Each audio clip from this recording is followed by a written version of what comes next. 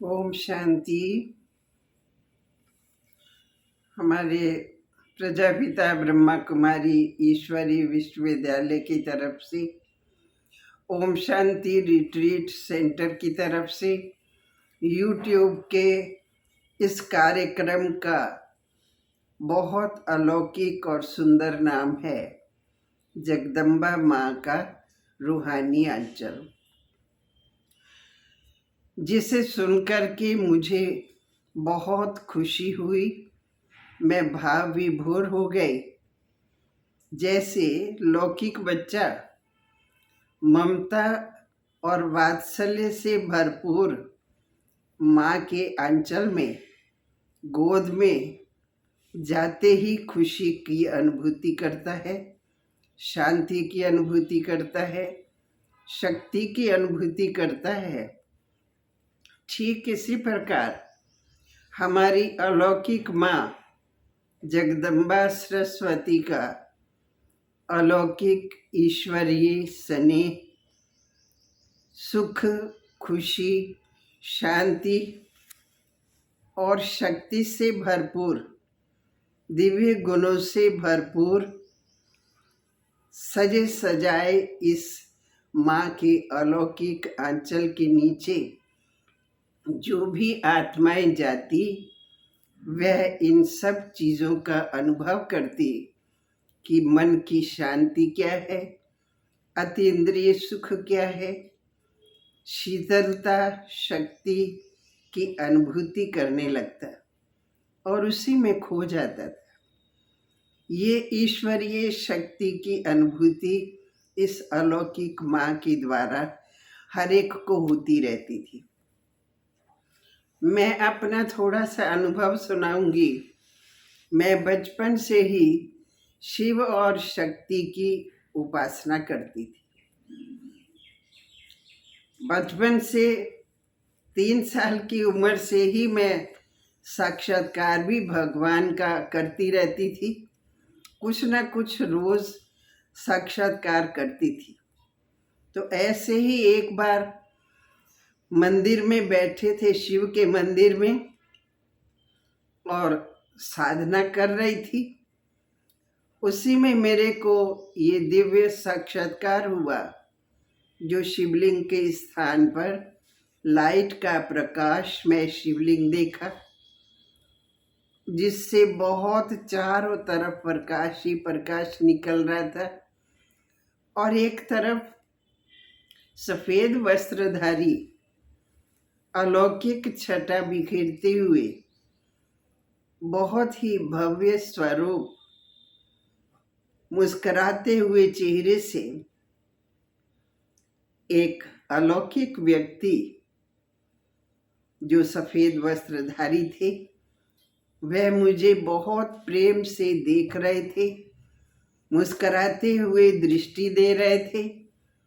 और मैं भी दृष्टि लेते लेते ऐसा अनुभव कर रही थी कि मेरे अंदर बहुत शक्ति बढ़ती जा रही है।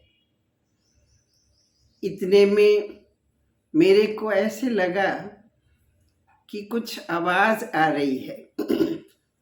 बहुत मधुर आवाज से मेरे को कहा कि बच्ची, तुम जो चाहती हो वो बन जाओगी। फिर युक्ति बताई कि ये करो, ये ना करो, ऐसे चलो। तो विधि बताई, मार्ग बताया। और इतने में वह सीन अदृश्य हो गया और फिर से पहले वाला सीन मंदिर का दिखाई दिया। लेकिन मेरे अंदर वो ऐसी पक्की छाप लग गई थी, मेरे अंदर वो महावाक्य जो आकाशवाणी की तरह से सुनाए गए थे, वो ऐसा लग रहा था कि मेरे अंदर छप गए हैं। और उसी अनुसार मैं छोटे होते हुए भी स्कूल में भी जाते थे, सत्संग में जाकर के कीर्तन करना, कथाएं सुनाना, ये सब भी करती थी और पढ़ती भी थी। तो ऐसे में 5 साल तक चलती रही। लेकिन 5 साल के बाद मुझे ऐसा समाचार मिला हमारी लौकिक टीचर अचल बहन जी के द्वारा कि हमारे घर में हमारे गुरुजी आए हैं, आप लोग अपनी अपनी माताओं को भेजिए। तो मेरी भी माता जी गई। वो एक छोटा सा पर्चा लाई थी, शिव की महिमा लिखी थी। वो शिव की महिमा हम पढ़ करके मेरे को ऐसे लगा कि मैं अभी उड़ करके चली जाऊं वहाँ। लेकिन माता जी के साथ जब मैं वहाँ गई और हमारी प्यारी चंद्रमणि दादी जी भी वहाँ उपस्थित थी, वो योग करा रही थी। मेरे को कुछ पता तो नहीं था इस ज्ञान का, लेकिन मैं अपने तरीके से शिव की पूजा भक्ति जैसे करती थी, ध्यान लगाती थी, वैसे ही मैं ध्यान में बैठ गई दादी जी की तरफ देखते देखते। तो मैं ध्यान में चली गई। उस ध्यान में भी मैंने फिर वही सीन देखा, ब्रह्मा बाबा बैठे हैं, फिर मुस्करा रहे हैं और शिव बाबा भी दिखाई दिए। तो मेरे को कहा, बच्ची तुम आ गई? तो मैंने कहा जी। तो मेरे मन में अंदर आ रहा था कि ये तो वही है जो मेरे को पहले डायरेक्शन दिए थे। तो मेरे को कहा कि अच्छा देखो, मैं शिव हूँ जिसकी तुम पूजा करती थी, और इस तन में मैं प्रवेश करके नई दुनिया की स्थापना का कार्य करा रहा हूँ। ये है प्रजापिता ब्रह्मा। ये जो नई दुनिया की स्थापना का कार्य इस द्वारा चल रहा है, वही कार्य तुम्हें भी करना है। तो ऐसे मेरे को अनुभव हुआ। फिर मैं जब ध्यान से नीचे उतरी तो दादी जी ने मेरे से पूछा और मैंने अपना अनुभव सुनाया कि ये मैंने पहले भी देखा था, अभी भी आज बाबा ने मेरे को ऐसे कहा है। और त्रिमूर्ति और झाड़ का केवल 2 ही चित्र उस समय हुआ करते थे। तो मैंने त्रिमूर्ति में ब्रह्मा बाबा का चित्र देखा। तो मैंने दादी जी से कहा, दादी जी हाँ, यही मेरे को ऐसे पहले भी कहे थे, आज भी कहे हैं। तो दादी ने कहा कि आप शिव बाबा की बहुत लाडली बच्ची हो, इसलिए बाबा तुम्हारे से मिले और तुमको बताया कि तुम्हें क्या करना है। तो ऐसे ये अनुभव दादी को सुनाया और वहीं मैंने ये दृढ़ प्रतिज्ञा कर ली कि मुझे अब इसी सेवा में लगना है। जो भगवान पढ़ाते हैं वही पढ़ाई पढ़नी है, और ये लौकिक पढ़ाई अब नहीं पढ़नी। मैं इसी सेवा में लगूंगी। ऐसे कह कर के मैं चली गई और फिर क्लास करते रहे। लेकिन कुछ दूरी होने के कारण रोज़ नहीं जा पाते थे। तो जो नज़दीक के कुछ बहनें थी, तो हम सब ने राय की कि हम लोग एक साथ एक टाइम पर योग करें। बाबा को कहें कि हमारे पास में ही सेंटर ला दो। तो वो सेंटर बहुत ही जल्दी हम लोग के घरों के नज़दीक ही आ गया। तो क्लास चलने लगी। फिर मुझे समाचार मिला कि मातेश्वरी जगदम्बा आ रही है, मम्मा आ रही है। तो मुझे बहुत खुशी हुई कि बाबा ने भी मुझे कहा था कि तुम मम्मा से मिलना चाहती हो, वो संपूर्ण देवी है, तुम्हें भी देवी बनना है तो उससे ज़रूर मिलना। तो ये मेरे मन में चलता रहता था कि कब मिलेंगे। तो जैसे समाचार मिला, मैं अमृतसर में गई और मम्मा का आना हुआ और मैं पहली बार जब क्लास में मम्मा के सामने जा कर के बैठी तो मम्मा ने दृष्टि दी, योग करा रही थी। योग कराते कराते मुझे ऐसा अनुभव हो रहा था उनको देखते हुए कि कभी वह मम्मा के रूप में दिखाई देती, कभी दुर्गा के रूप में दिखाई देती और कभी लक्ष्मी के रूप में दिखाई देती, कभी वीणा वादनी सरस्वती का जो हम चित्र भक्ति में देखते थे उस रूप में दिखाई देती। तो इसका मतलब था कि यही है जो सरस्वती ही फिर जाके लक्ष्मी बनती है, यही दुर्गा भी है। तो इस प्रकार से मुझे ये जो अनुभव हुआ तो मैंने उसको देखते हुए अंदर ही अंदर में बहुत शक्ति का अनुभव किया कि वो शक्तियाँ जो मम्मा में हम देख रहे हैं, चारों तरफ उनके प्रकाश ही प्रकाश घूम रहा है, वो शक्तियाँ मेरे में आ जा रही हैं। तो ऐसा करने के बाद मम्मा ने फिर मुरली सुनाई। तो मम्मा ने जो क्लास कराई, मुरली सुनाई, उसमें एक एक शब्द में जादुई चमत्कार था। जो एक एक शब्द की गहराई में जाते अथाह ज्ञान की प्राप्ति हो रही थी। ऐसा लग रहा था कि मेरे में सब भर जा रहा है। तो ऐसे मम्मा क्लास कराने के बाद हर एक से मिली। मैं भी मम्मा के सामने बैठी थी, मम्मा से मिली। तो मम्मा ने मुझे कहा, पहला वरदान मुझे दिया कि तुम्हें भी इसी तरह से जो भगवान ये मुरली सुनाते हैं उस मुरली को ग्रहण करके मुरलीधर बन करके औरों को भी ये मुरली सुनानी है, शिव शक्ति रूप धारण करना है। ऐसा मम्मा ने वरदान दिया।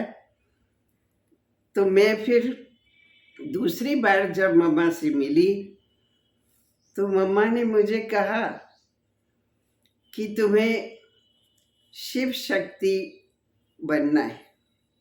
तो शिव शक्ति का कंबाइंड स्वरूप देखा है? मैंने कहा जी देखा है। तो शंकर पार्वती का जो कंबाइंड स्वरूप दिखाते हैं तो वो दिखाया। उसके बाद में कहा कि ऐसा ही तुम्हें हर समय फील करना है कि मैं शिव शक्ति हूँ। ऐसा कहते हुए ये दूसरा वरदान मिला। फिर मम्मा से समय समय पर जब जब भी मिलते थे मम्मा कुछ कुछ वरदान देती थी। मेरे में बचपन से ही संकोच का और डर का संस्कार था और बहुत कम बोलती थी। तो मम्मा तो दृष्टि देते ही अंदर की सब बातें जान जाती थी, त्रिकालदर्शी थी। तो मम्मा ने मुझे कहा कि देखो तुम तो देवी बनना चाहती हो ना, तुम थी देवी, लेकिन आज मैं कह रही हूँ कि तुम्हें अपने आप को शक्ति की देवी दुर्गा समझना है। तो दुर्गा देवी कभी संकोच करती है? जबकि मैंने कुछ बताया नहीं था मम्मा को कि मेरी संकोच की भावनाएं हैं। मम्मा ने कहा दुर्गा कभी संकोच करती है? नहीं, वो माँ के रूप में जो भी भक्त उनके सामने आते हैं उनका वो कल्याण करती है, उनको शक्तियाँ देती हैं, उनको रास्ता बताती है। तो तुम्हें भी दुर्गा देवी बनना है। फिर मम्मा से मिले तो मम्मा ने कहा कि तुम्हें जगत माता बनना है। तो मैंने सोचा कि मैं तो कुमारी हूँ बाबा, मम्मा ने ऐसी क्यों कहा? तो मम्मा ने कहा कि देखो तुम जगत माता हो, ऐसा अपने को हमेशा समझना है। क्योंकि माँ के सामने प्रेम सने वाले भी बच्चे आते हैं और नटखटपना करने वाले भी बच्चे आते हैं। इसलिए आप जहाँ भी सेवा के फील्ड में जाएंगे तो आपको हर प्रकार के आत्माएं बच्चे मिलेंगे। तो उनकी आपको इन आदतों को छुड़ाने के लिए सूक्ष्म में शक्ति बन करके माँ के रूप में उनके प्रति कल्याण की भावना रख करके उनको शक्ति का दान देना है। इसलिए जैसे माँ के सामने कैसे भी बच्चा आता है वो उसकी कल्याण की ही बात सोचती है, ऐसे ही तुम्हें चलना है।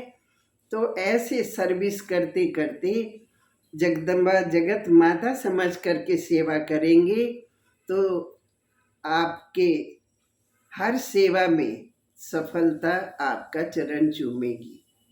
इतना बड़ा वरदान मम्मा ने मुझे दिया। तो मैंने भी जो जो वरदान मम्मा ने दिए वो अपने अंदर समाती जा रही थी कि आज कितना मेरे को प्राप्तियां हो रही। तो ऐसे मैंने फिर इन वरदानों को जब मम्मा ने मेरे को इस तरफ सेवा में भेजा, बाबा ने सेवा में भेजा, तो उस सेवा के क्षेत्र में जाने पर मैंने इन वरदानों को काम में लगाना शुरू किया और मैंने देखा कि जो भी हम सेवा करते थे उस सब में सफलता बहुत आसानी से और सहज रीति से मिलती रहती थी। तो मम्मा की वो बात हर समय याद आती रहती थी। तो आपको ये बताए कि मेरे को मम्मा ने एक बार देखा कि क्लास हो रही है तो चंद्रमणि दादी जी के पालना में पली हुई सभी कन्याएं इकट्ठी थी, बहुत सारी कन्याएं थी। उन सब की मम्मा क्लास करा रही थी, मैं भी उसी में बैठी थी। तो मम्मा ने कहा कि अभी तुम्हें सब शक्तियों को पंजाब से बाहर सेवा करने के लिए निकलना है। तो आपको पता है कि हमारी चंद्रमणि दादी जी बहुत प्यारी, मीठी, स्नेही थी, इसलिए उनको छोड़ करके कोई बाहर सेवा में जाना नहीं चाहते थे। इसलिए कोई ने हाथ नहीं उठाया। जब मम्मा ने पूछा कि कौन कौन जाएगा तो हाथ नहीं उठाया। मेरे मन में आया कि इतनी बड़ी माँ पूछ रही है और जाने की प्रेरणा दे रही है सर्विस के क्षेत्र में, तो क्यों नहीं हाथ उठाते हैं। तो मैं ही जाती हूँ।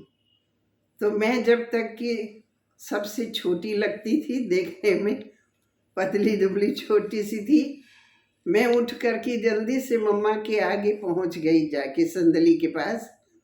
तो मम्मा से कहा कि मम्मा मैं हाजिर हूँ, आप जहाँ चाहे मेरे को सेवा में भेज सकते हैं।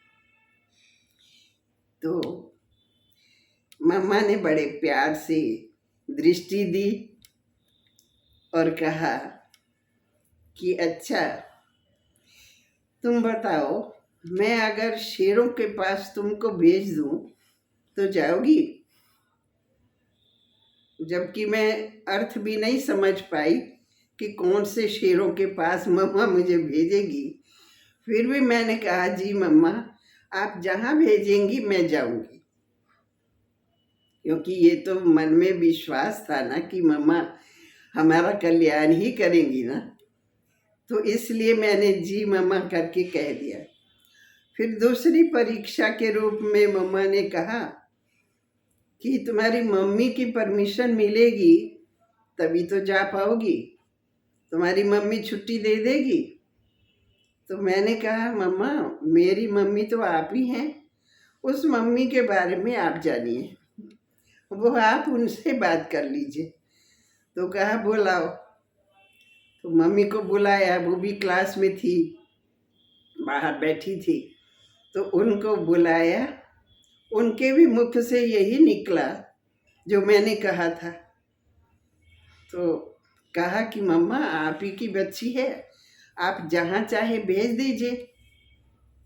तो मेरे को मम्मा ने कहा कि तुम फुल नंबरों में पास हो गई हो, इसलिए मम्मा अभी तुम्हें सेवा में भेजेगी।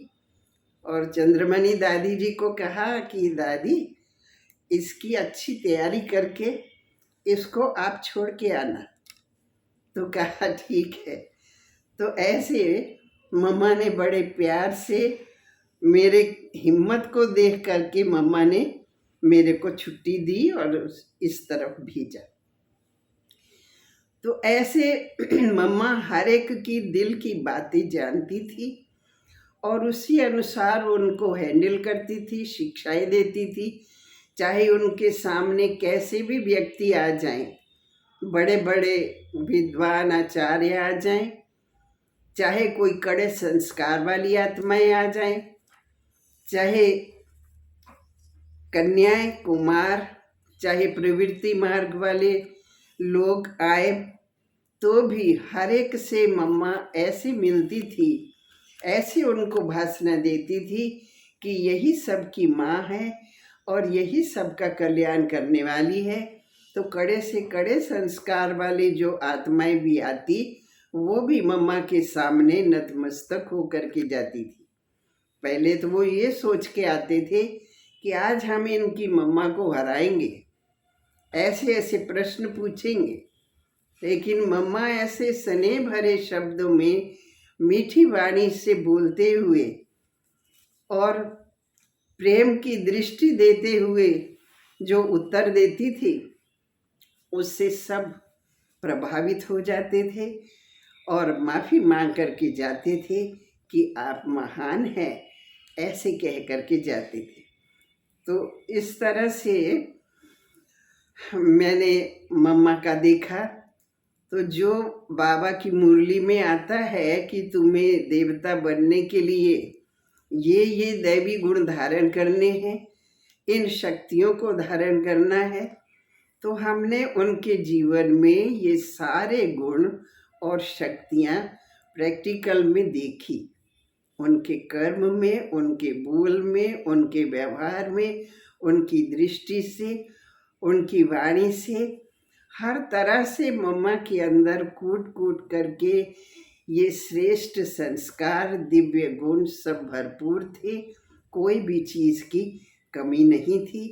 तो उस मम्मा से हम सभी ने यही सीखा कि हमें भी अपनी मम्मा के समान सर्वगुण संपन्न बनना है, सर्वशक्ति संपन्न बनना है।